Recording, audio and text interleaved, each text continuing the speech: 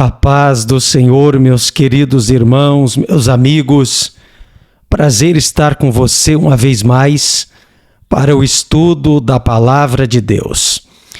Hoje vamos voltar a ministrar a lição da Escola Bíblica, hoje na matéria ou na lição de número 4, cujo o título é Promessa e Obediência.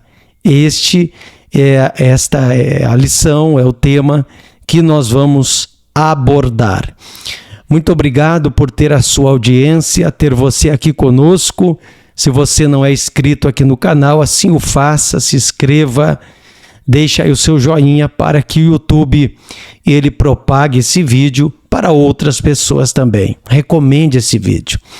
Vamos estudar então, deve aparecer aí em uma lateral aí da sua tela, parte do texto onde eu farei leitura, só para você ter uma noção, né, do que está sendo lido. Muitos daqueles que me acompanham aqui já têm a revista da Escola Bíblica, então eles só fazem o acompanhamento com a sua lição na mão.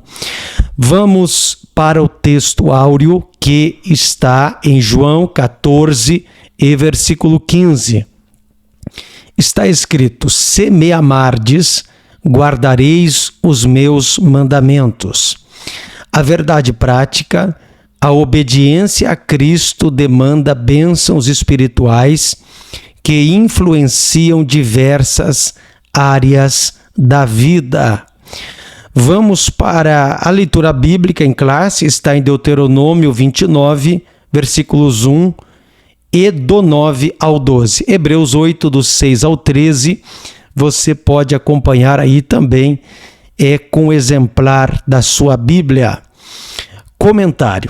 Introdução diz assim: a Bíblia apresenta uma relação entre promessa e obediência. Ao longo das Escrituras percebemos que a obediência é um princípio divino que não caducou no Novo Testamento. Ela continua sendo requerida por nosso Senhor para vivermos promessas específicas de Deus neste mundo. O Deus que prometeu no Antigo Testamento é o mesmo que prometeu no Novo, e ao mesmo tempo exige do seu povo obediência à sua palavra. Entretanto, quais são os termos da obediência do novo concerto conforme revelado no Novo Testamento? É o que estudaremos nesta lição. Como já foi dito aqui na introdução, obediência e promessas e obediências não caducaram no Novo Testamento. Eu não vejo dois deuses dentro da Bíblia. Não existe um Deus no Antigo Testamento que é diferente do Deus do Novo. As doutrinas, os atributos de Deus são imutáveis. Amor, graça, bondade, justiça, benignidade, tudo o que havia no Antigo Testamento há também no Novo. Nisto não há diferença nenhuma. Acontece que algumas coisas do culto do Antigo Testamento eram apenas sombras. A realidade, contudo, está na pessoa de Jesus. Então há essa pequena diferença entre o Antigo e o Novo Testamento, concernente aos sacrifícios, que antes era um simbolismo apontando para o Messias veio, que é Jesus. Então somente essa diferença, mas os atributos não há diferença. Vamos adiante. Ponto de número 1, obediência no Antigo Testamento. O concerto de Horebe. O concerto feito por Deus com o povo de Israel no deserto de Horebe era uma reafirmação das promessas que ele havia feito a Abraão e seus descendentes. no deserto do Horebe, também denominado de Sinai, ficou patente que o concerto divino exigia santa obediência do povo para que fosse bem-sucedido entre as nações. Abre aspas, se diligentemente ouvirdes a minha voz e guardardes o meu concerto, então sereis minha propriedade peculiar dentre todos os povos, porque toda a terra é minha, fecha aspas, Êxodo 19:5. Pela santa obediência, o povo seria um reino sacerdotal, um povo santo. A nação de Israel deveria obedecer aos mandamentos do Senhor para viver as promessas em toda a sua peregrinação no deserto. Então, queridos, vimos aqui que a nação de Israel, ela deveria ser um povo sacerdotal. Israel deveria atrair as 70 nações da época até o seu Elohim, até o seu Deus, mediante o testemunho de fé, de obediência e de culto ao Deus da Bíblia. Nós sabemos que Israel não conseguiu muito bem cumprir essa missão. Houve falhas, não que a gente hoje também não cometa-as, mas Israel não conseguiu ser um reino sacerdotal. No entanto, todo aquele concerto lá no Monte Horebe / Sinai, porque é a mesma coisa, exigia a Deus que Israel procurasse obedecer às mitzvot, os mandamentos, 613 mandamentos. Havia ali sintetizado nos 10 mandamentos, nas 10 palavras, mas toda a terra é do Senhor, como nós lemos em Êxodo 19. Deus queria e Deus quer que todas as nações venham a conhecê-lo e servi-lo. Hoje cabe à igreja esta missão de ser a nação santa, de ser o povo sacerdotal, que por meio da igreja, por meio da palavra de Deus pregada, as nações, as pessoas venham a se aproximar de Deus. Subtópico 2, o concerto das Campinas de Moabe. Muitos anos se passaram depois do concerto de Horebe e a maioria dos peregrinos havia padecido no deserto. Então Moisés reuniu novamente o povo, agora nas Campinas de Moabe, pois uma nova geração estava prestes a entrar na terra prometida. Estas são as palavras do concerto que o Senhor ordenou a Moisés, na terra de Moabe, que fizesse com os filhos de Israel, além do concerto que fizera com eles em Horebe. Deuteronômio 29, primeiro. A exposição básica desse concerto pode ser vista em Deuteronômio 4 a 26, 19, bem como sua ênfase nas bênçãos e maldições dos capítulos 27 a 30 do mesmo livro. Tudo nesse concerto dependeria da fidelidade do povo de Israel aos mandamentos divinos. Ou seja, tem coisa que Deus não abre mão. A Bíblia vai dizer em vários textos, Deuteronômio 29, 28 vai dizer, se obedecerdes aos meus mandamentos. Tem coisa que Deus só vai cumprir se nós obedecermos. Deus não despeja bênçãos a granel lá do céu para desobedientes, para ímpios, para pessoas que não têm compromisso com Ele. Isso não existe. Tem muitas bênçãos que Deus só vai entregar, providências, enfim, para aqueles que obedecerem aos seus mandamentos. Obedecer a sua palavra, a sua pessoa, isto gerará incontáveis manifestações divinas sobre a sua vida. Subtópico 3, as promessas provenientes da obediência. O concerto de Moabe mostram a lista de promessas que seriam proferidas no Monte Gerizim. Bênçãos no campo, na cidade, na procriação, na vida doméstica ao entrar e sair da terra. Em toda a área da vida dos judeus, as bênçãos divinas seriam derramadas como consequência da obediência aos mandamentos divinos estabelecidos nos concertos proferidos por Moisés. Também é verdade que as maldições seriam proferidas no Monte Ebal, como consequências da desobediência aos mandamentos do Senhor. Portanto, no Antigo Testamento vemos que a obediência tinha uma relação direta ao cumprimento de uma promessa na vida do povo de Israel. Como eu falava anteriormente a respeito de Deuteronômio 28, existem ali, se não me falha a memória, 14 versículos falando sobre bênçãos e 50 e poucos versículos falando de maldições. Ou seja, eu vou me certificar aqui olhando Deuteronômio 28, deixe-me ver.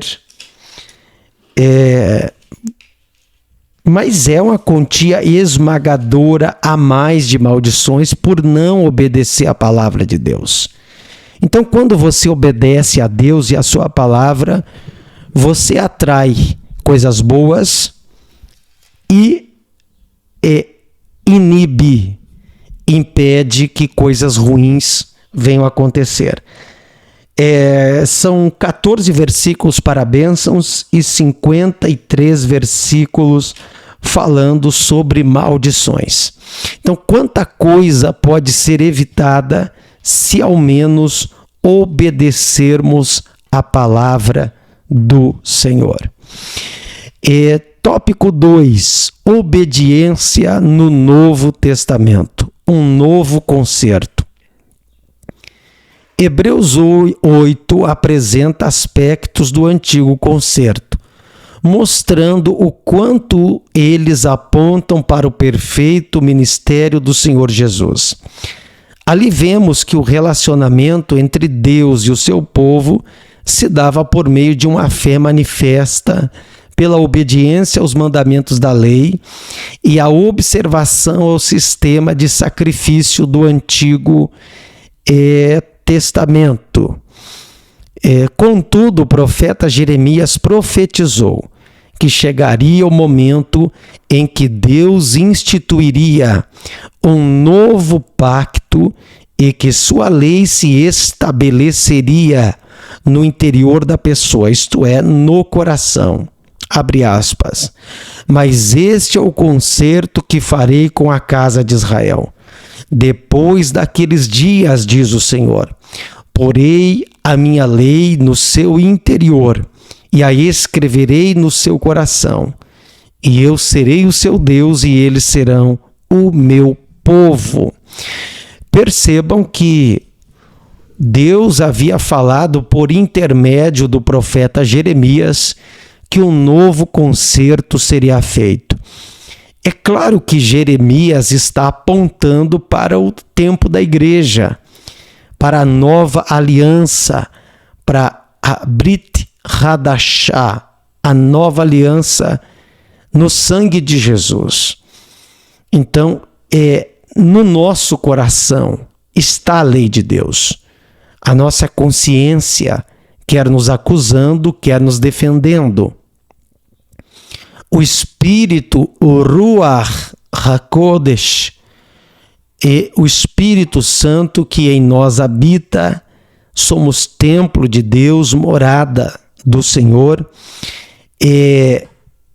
Aqui no nosso coração está o testemunho da guarda da Torá, do Pentateuco, a guarda da palavra, a obediência. Então, este é o novo concerto, a nova aliança. Subtópico 2, Jesus Cristo, o mediador. O Senhor Jesus é o mediador que estabelece o novo concerto. O novo pacto profetizado pelo profeta Jeremias. Em vista disso, podemos afirmar que o novo pacto é uma promessa de graça e amor de Deus aos que o respondem com arrependimento e fé à oferta de salvação. Assim, o relacionamento de obediência entre o salvo e Deus se dá nos termos do novo concerto, em que o Senhor Jesus é o verdadeiro mediador, como está escrito em 1 Timóteo capítulo 2 e versículo de número 5. Então, queridos, não há dúvida de que o Senhor Jesus, ele é o mediador. Não há outro meio pelo qual devamos ser salvos, senão por intermédio do Senhor Jesus. Não há entidade, não há nenhum santo, não há nada que substitua a pessoa de Jesus junto ao Pai. É Ele que intercede por nós. 1 Timóteo 2,5: Porquanto há um só Deus e um só mediador entre Deus e os homens, Cristo Jesus, homem.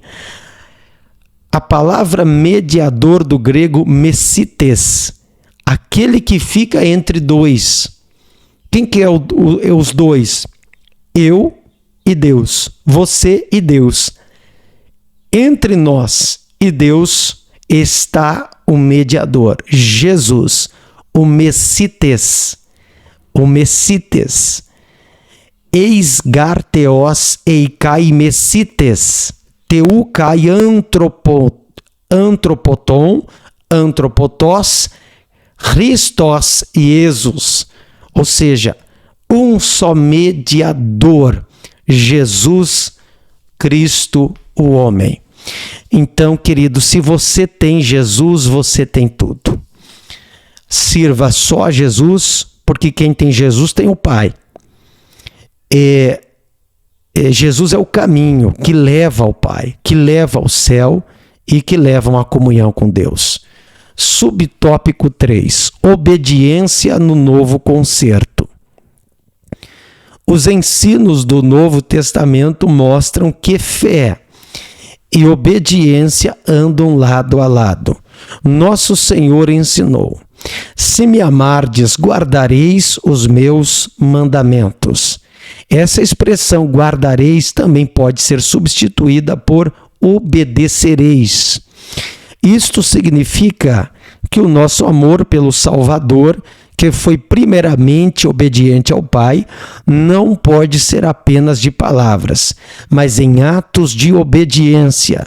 Dessa forma, podemos desfrutar de bênçãos espirituais provenientes de uma vida de obediência a Deus e a sua palavra. Então, João 14:15, vamos ver esse texto. Eu sempre gosto de examinar à luz do grego bíblico. Aqui temos ean agapate metas entolastas remas teresate. Se me amais, agapau, que aqui é ágape do grego, guardareis, que é terel, os meus entolê, os mandamentos. A palavra terel, ou terel, no grego, quer dizer atender cuidadosamente, tomar conta, guardar, observar, experimentar algo, no sentido de experimentar e guardar, entendeu? Não é só provar e largar fora. não é obedecer mesmo os mandamentos. Vamos para o tópico 3, bênçãos provenientes da obediência a Cristo. Subtópico 1, bênçãos espirituais. No Novo Testamento é o Espírito Santo que rege a vida dos que fazem parte do novo concerto por meio de Jesus Cristo, mediante a fé. Nesse contexto, aprendemos que uma vida de obediência a Cristo, mediante a obra do Espírito Santo, demanda bênçãos de natureza espiritual que abarcam todas as áreas de nossa vida. Porque abre aspas, o reino de Deus não é comida nem bebida, mas justiça e paz e alegria no Espírito Santo. Romanos 14, 17. Ou seja, bênçãos espirituais abarcam todas as áreas da nossa vida. Quando obedecemos ao Senhor Deus, bênçãos espirituais estão atreladas ao obedecer, ao servir ao Senhor Jesus. Aqui está escrito no comentário: todas as áreas da nossa vida são abençoadas, porque Deus não escolhe uma área da tua vida e o resto ele deixa na desgraça. Não é assim que a Bíblia nos ensina. Deus não vai atender tua área financeira, tua área matrimonial e vai desgraçar com o resto da sua vida. Deus derrama bênçãos em toda a nossa vida. É verdade que às vezes não estamos melhores, a culpa não é de Deus, às vezes é nós que não administramos algo, não vigiamos, não fazemos a nossa parte. E é claro que aí, por conta disso, deixamos de sermos mais abençoados. Subtópico 2, justiça e paz. Quem obedece a Cristo vive piedosamente em sua presença e em justiça. Dessa forma, temos uma vida de retidão proveniente da fé e da obediência a Cristo, pois fomos justificados e santificados por Deus. Então a paz que excede todo o entendimento torna-se realidade em nós. É aquela paz de que o Senhor Jesus falou aos seus discípulos. Abre aspas. Deixo-vos a paz. A minha paz vos dou. Não vou-la dou como o mundo a dá. Não se turbe o vosso coração, nem se atemorize. João 14, 27. Assim, a obediência a Cristo gera em nós justiça e paz em meio às turbulências do mundo. Então, queridos, o mundo está mergulhado em tribulações. No entanto, aqui lemos que o Senhor Jesus nos deixou a paz. Olha como fica isso no grego. Eirenen afiemi rumim eirenen tem emen didomi rumim u katos rocosmos didomzin ego didomi rumim me tarasesto rumon recardia mede deliato. Ou seja, cardia é coração, né? Não se turbe o vosso coração. Aqui ele diz aqui afieme, ou seja, eu deixo, eu envio, eu mando, ele mandou a Eirene. Eirene é a paz. Ele mandou a paz para você. Você acreditou no Senhor Jesus, ele enviou a paz. A paz está no teu coração, embora o mundo esteja em trevas. O mundo esteja em guerras, em turbulências, mas sobre você está a paz, porque Ele enviou. E ainda disse Delial, ou seja, Delial é não tenha medo, não se atemorize. Delial, não tenha medo, não se atemorize o teu coração, cardia, não se atemorize. Então, aquieta o seu coração aí do outro lado da tela, porque Jesus enviou a paz está sobre a tua vida. Descanse em Deus. Subtópico 3. Alegria no Espírito Santo. A alegria proveniente de uma relação com Cristo é a marca da vida de quem anda na justiça e tem a paz de Cristo. A Bíblia mostra que a alegria é um fruto do Espírito Santo. Gálatas 5:22. Conforme nos ensinam as Escrituras, essa alegria não está condicionada aos ambientes externos da nossa vida, mas é consequência de uma vida cheia da presença do Espírito Santo. A presença do Espírito enche-nos de alegria. Gálatas 5 e versículo 22. O fruto do Espírito é amor, alegria, rodekartos, tu pneumatos estin HP, hará.